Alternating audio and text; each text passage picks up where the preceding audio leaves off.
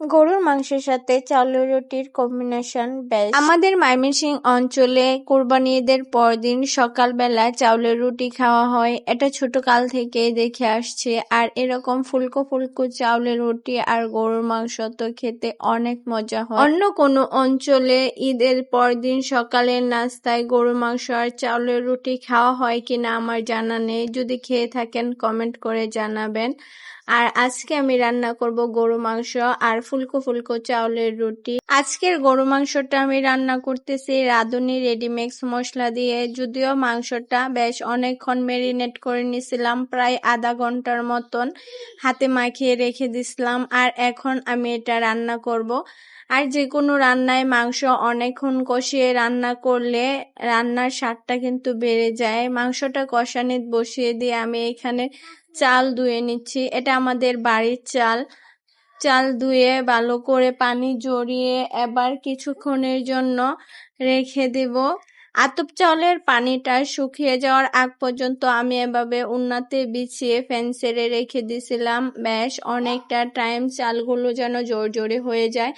আর এদিকে আমি রান্নাও করে নিতেছি। কয়েকবার মাংস কষিয়ে নিচ্ছি, মানে 3বার আমি মাংসটা কষিয়ে তারপর রান্না করছি যেন মাংসটা ভালোভাবে সিদ্ধ হয়। মাংসর উপরে যখন এভাবে তেল উঠে আসছে, ভালোভাবে কষানো হয়েছে, তারপর আমি এখানে ঝুল দিয়ে দিছি। আর যে কোনো রান্নায় ভালোভাবে সময় নিয়ে কষিয়ে রান্না করলে কিন্তু খেতেও মজা হয়। আর এই তো আমার গরুর মাংসটা রেডি হয়ে গেছে। এবার এই চালগুলো মেল থেকে ভাঙিয়ে এনে তারপর আমি রুটি বানাবো। সাফওয়ান আর সাফওয়ানের বাবা যাচ্ছে এই চালটা ভাঙিয়ে আনতে। আর এই তো এখানে ভাঙিয়ে আনার পর আমি আটাটাও গুলে নিচ্ছি। গরম পানি, লবণ আর চাউলের গুঁড়া পরিমাণ মতো দিয়ে ঢাকনা দিয়ে 2 থেকে 3 মিনিটের মতন ঢেকে রাখছিলাম যেন একটা স্মুথ কাই তৈরি হয়। আর এই তো আমার কাইটা দেখতে পাচ্ছেন কতটা সুন্দরভাবে তৈরি হয়ে গেছে। যদিও আমি চাউলের রুটি ওইরকম ভালোভাবে বানাতে পারি না, মাঝখান দিয়ে ছিঁড়ে যায়, তারপরেও চেষ্টা করছি। এবার একটা ড্রো নিয়ে আমি এখানে রুটিটা বানিয়ে নিচ্ছি। উপরে বেশ কিছুটা চাউলের গুঁড়াও দিছি যেন রুটিটা না ছিঁড়ে যায়।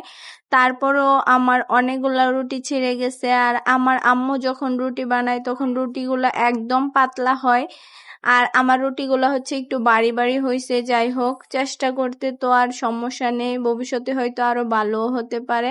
আর এই যে দেখেন রুটিগুলো আমার এরকম মাঝখান দিয়ে ছিঁড়ে যায়। এখন আমি রুটিগুলা বেজে নেব। একসাথে আমি বেশ কিছু রুটি বানিয়ে নিছিলাম, যেহেতু আমি একা বানাচ্ছি আবার বাছতেও হবে, যার জন্য আগে থেকে কিছুটা রুটি আমি বেলে নিছিলাম। চাউলের আটার রুটি ভালোভাবে বানাতে পারলে কিন্তু নরম হয় আর খেতেও মজা হয়, ভালোভাবে মানে কাইটা তৈরি করলে। আর আমার রুটিগুলা খেতে কিন্তু অনেক মজা হয়েছিল, মানে একদম নরম সফট হয়েছিল। দেখে বুঝতে পারবেন যে একটা রুটি হাতের ভিতরে কিন্তু রাখা যাচ্ছিল, এই যে এরকম করে। আর এই এত গরমের মাঝে রুটিটা বানানো শেষ আলহামদুলিল্লাহ। আর এখন খাওয়ার পালা। আর রুটিটা দেখেন কতটা সফট হয়েছে, দেখে বোঝা যাচ্ছে।